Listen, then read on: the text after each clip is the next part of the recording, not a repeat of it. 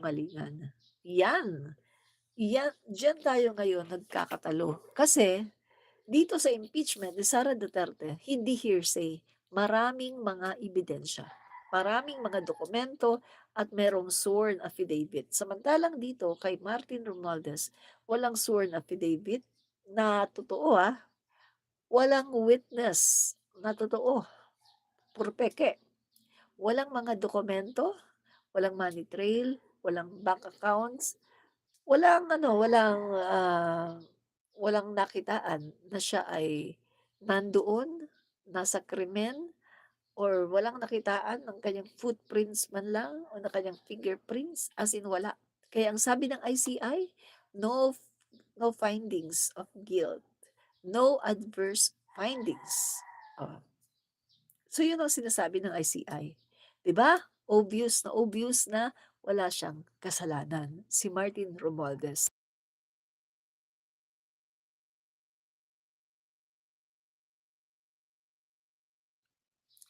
Sabi ni Saint Benedict 3441, obviously trolls all faceless profiles. Oh, maniwala tama ka diyan 'no, tama ka sa sinasabi mo. Mga faceless 'no, yung mga trolls na 'yan, mga faceless ang kanilang profile. Sila yung mga nandito para manggulo 'no. Ah, Sabi ni Prince Earl, "Paratan daw, are you blind or just confused?" Eh, kung hindi paratang 'yan, sige nga maglabas ka nga ng ebidensya. Oh, sige nga. Oh, I dare you, maglabas ka ng ebidensya. "Uy, andito po si Addictus Rex, I am faceless." 'Yan. Pero ikaw naman kasi Addictus Rex, talagang ikaw ay tao ka talaga 'no, kilala ka, ikaw ay, moderator ni Yusek Claire Castro. "Uy, Addictus Rex, baka naman puwede mo akong ano bang tawag dun, baka naman puwede mo akong i-set ng appointment kay Yusek Claire Castro. Gusto ko siyang ma-interview sa Radyo Pilipinas,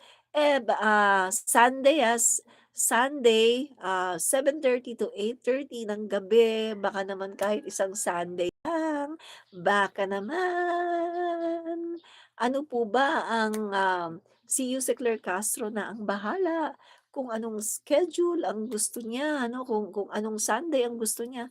Basta ang schedule ko po 'pag Sunday 7:30 to 8:30 ng gabi, every Sunday po. So, kung ano po dun anong Sunday ang pupuwede si Yuse Claire Castro, baka naman Addictus Rex, puwede mo akong i-set ng interview with Yuse Claire Castro sa Radyo Pilipinas. 'No? Addictus Rex, sige na. Set mo naman ako ng ano, interview kay Yusek Claire Castro, sige na. Nandiyan ka pa ba, Addictus Rex 'no? 'Di bale, ime-message kita sa Facebook mo 'no, okey. Ah, Sainthood. So 18 Marines, wow, maleta still bought on the airplane, wow. 'Yan. Alam mo ikaw sainthood 'no, yung mali-maleta na yan na sinasabi, 'di ba, nahuli, confirm 2018 sa panahon ni Duterte. Panahon ni Duterte, confirm. Hmm. 'Di ba sabi nga ni Sara, matagal na naming alam 'yan, kasi matagal na namin naririnig 'yan. Pagpasok pa lang namin ni PBBM as President and Vice President, naririnig na namin 'yan, oo. Kasi nga meron na talaga 'yun, oh, 'di ba? "Oy, Addictus Rex, andito ka pa pala, baka naman. Can you please set mo naman ako ng kayo si Claire Castro kahit isang Sunday lang, 7:30 to 8:30 ng gabi 'no, isang Sunday lang 'no, 7:30 to 8:30 ng gabi sa Radyo Pilipinas 'no.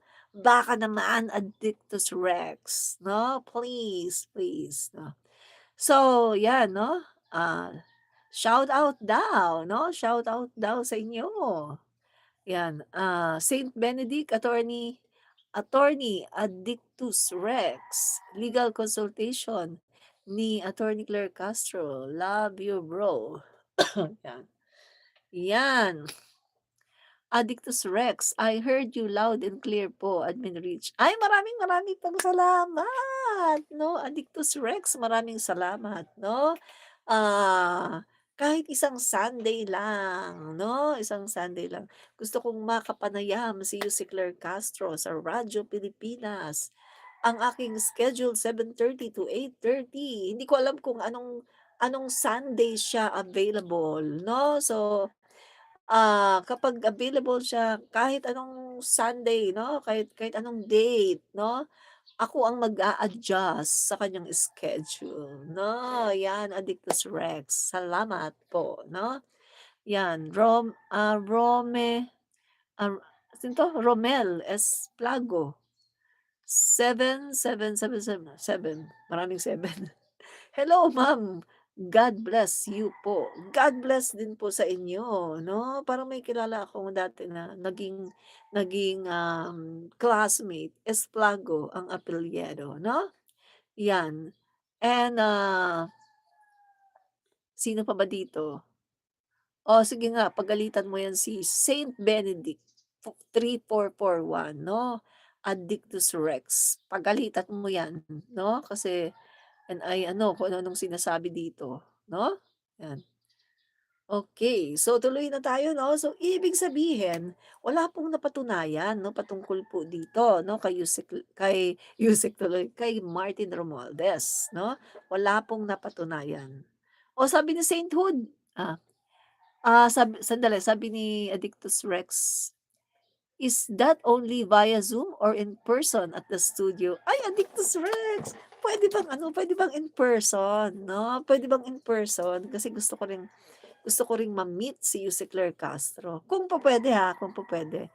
Pero kung, hindi siya available ng, in person, ah, pero gusto ko in person, eh, 'no, kasi gusto ko talaga siyang ma-meet, oh.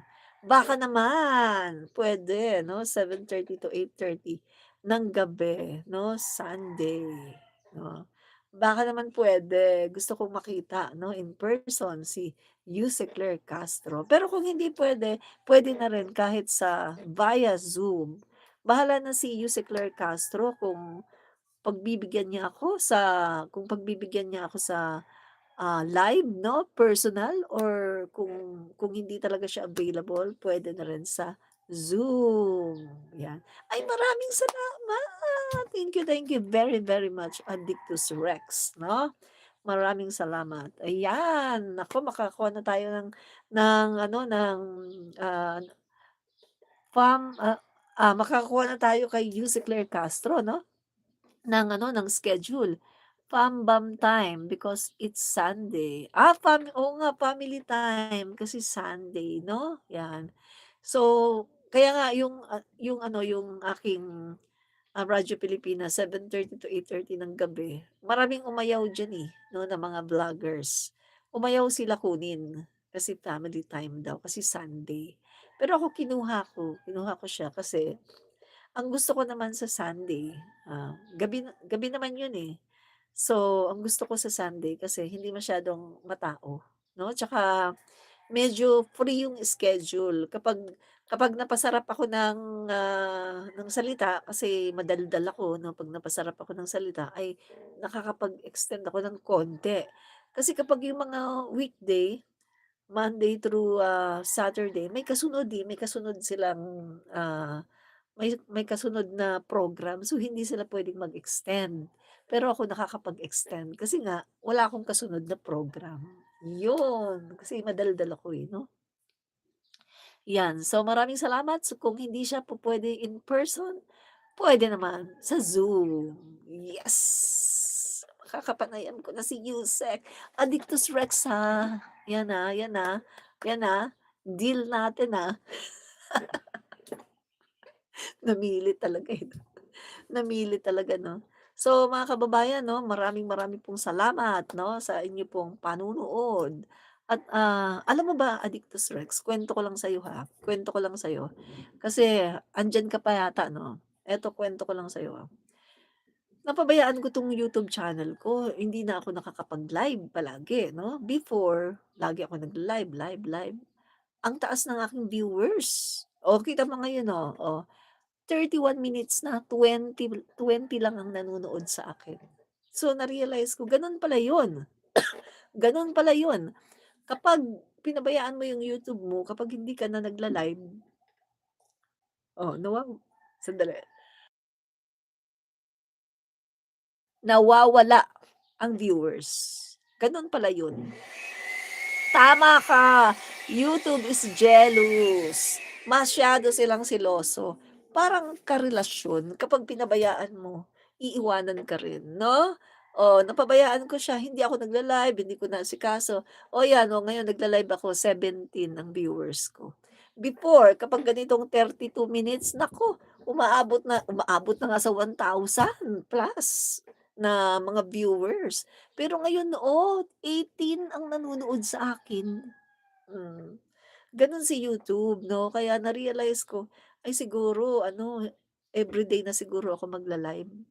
Pero umiiral pa rin minsan sa sobrang kabisihan o tinatamad na, hindi na ako makapag-live. Minsan naman gusto kong mag-live, antok-antok na ako, ay tutulog na nga lang ako, sobrang dami ng ginagawa, 'no? 'Yan. So, tama ka diyan, 'no? Alam mo, bilib na bilib ako kay Yuse Claire Castro. Alam mo kung bakit? Kasi, Addictus Rex, biruin mo, nagtatrabaho siya, 'di ba, ah, press officer sa Malacanang. Minsan uuwi siya gabi na, 'di ba, kasi may mga meeting, et cetera. Pagkatapos pagdating, nagla-live pa, 'di ba? Inaabot pa nga siya ng mga 11. Oh, sabi ko, "Paano kaya 'to?" Napakadami namang energy ni Yuse Claire Castro, 'di ba? Ang lakas ng energy, napakarami.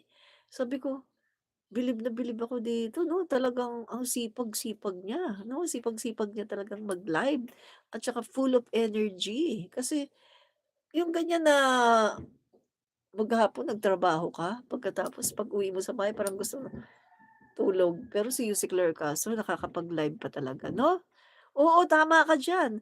Kasi nakapanood ako, 'no, mga 12 midnight. Grabe, 'di ba? Nanonood ako. Actually palagi ako nanonood kay si Claire Castro. Pero madalas ay ano, tumatahimik lang ako, silent viewer, pero nanonood ako, 'no? He is high functioning. Oo nga, korek ka diyan, 'no, korek ka talaga diyan. Talagang ano siya, energetic, napaka-energetic. Pakitanong nga Addictus Rex, 'no, pakitanong kay Yuse Claire Castro, sagutin na rin niya sa live, 'no, sa live. Pakisabi, tanong ni Admin Rich, ano daw yung iniinom mong vitamins? Kasi bakit napaka-energetic mo, 'no, Yuse Claire Castro. Bukod sa napakaganda, napakatalino, napaka-energetic mo pa, ano bang iniinom mong vitamins? Baka naman mabili ko at mainom ko rin, 'no, para mahawaan ako ng pagiging energetic niya, 'di ba? Ask mo, tapos 'pag nag-live siya, sagutin na lang niya sa live kasi nanonood naman ako, ha? 'Yan. Salamat, 'yan, salamat. Kasi sabi ko, sana ganyan din ako ka-energetic. Minsan talagang gustong-gusto kong mag-live pero wala na, talagang bagsak na talaga, 'no, bagsak na talaga ako. Hindi ko na kaya, 'no? 'Yan, salamat. 'Yan, 'yan. Okay, so tuloy po tayo mga kaibigan, 'no. So 'yan nga guys, 'no, walang napatunayan, 'no, walang napatunayan na itong si Congressman Martin Romualdez ay talagang sangkot dito po sa flood control mess. Puro lang haka-haka, 'no. So ito guys, 'no, binibigyang diin po ng kampo ni dating Speaker Martin Romualdez yung isang, mahalagang prinsipyo. So ano ba ito guys, 'no?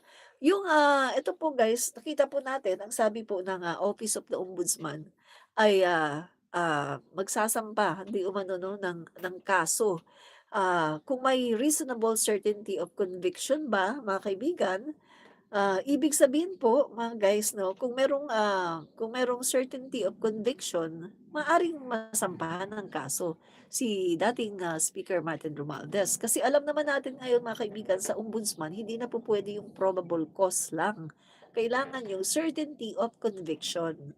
Bakit naging ganito na yung pulisiya? Kasi nga marami nga nangyari in the past, o probable cause lang, sinampahan ng kaso. Ang nangyari after how many years, binasura ang kaso, acquitted kasi wala namang matibay na ebidensya.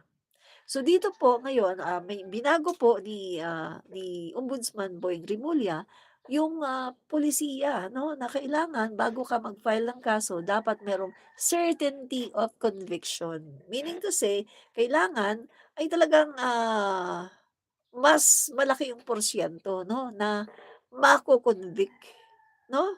Kung maaari talagang, 99% talagang mako-convict siya kapag siya ay sinampahan ng kaso. Ngayon ang problema, eto na, paano masasampahan ng kaso si dating Speaker Martin Romualdez kung wala namang makita na ebidensya? Oh, 'di ba? Walang money trail, walang bank accounts na nagsasabi na diyan, nilalagak yung pera, walang mga videos, walang mga logbooks, walang mga affidavit na mga tunay na affidavit 'no, yung hindi fake ha, at wala ding mga tao na nagwi-witness under oath na talagang tunay. May nag-witness, Orly Gutesa, fake witness naman. Saldico, AI video naman. At yung ano, meron pa, yung dinala nila sa Senado, naka-mask, dalawang babae naka-mask. Oh, booking. Tapos yung isang lalaki na parang si Teletubbies, booking din, oh, 'di ba?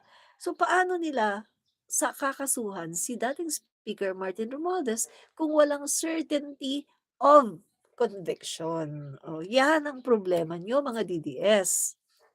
Ngayon meron ako sa inyong suggestion. Lapit kayo kay Sarah. Lumapit kayo kay Sarah, humingi kayo ng mga ebidensya. Kasi si Sara Duterte matagal na 'yan, na nagsasabi na si Martin Romualdez daw tumatanggap daw ng mga pera, 'di ba? Tumatanggap daw 'yan ng, ng mali-maliitang pera. At matagal na si, itong si Sara Duterte na nagbibintang dito kay Martin Romualdez. So baka naman si Sara Duterte ay merong matibay na ebidensya para idiin si Martin Romualdez, 'di ba? O yun. So punta kayo kay Sara Duterte at sabihin niyo na kailangan, magbigay siya ng ebidensya. Baka siya ang makakapagpakulong kay Martin Romualdez, 'di ba? So mga kaibigan, tandaan niyo, isa-isahin natin kailangan may matibay na ebidensya. Kailangan klarong chain of accountability. Kailangan may malakas na possibility ng conviction sa korte. Kung wala niyan guys 'no, ay walang kaso. Oh, kasi 'yan na po ang patakaran ngayon. Hindi puwedeng magkaso na basta-basta lang. Kailangan merong certainty of conviction. Gets? Yan. So eto mga kaibigan 'no, yung sa flood control allegations, marami silang mga sinasabi 'no, balikan po natin, marami silang sinasabi. Pero, guys nakikita niyo isa sa pinakamabigat na paratang nila tungkol nga sa mga flood control projects na ngayon mga kaibigan hanggang ngayon ay katulad ng sinabi ko kanina, wala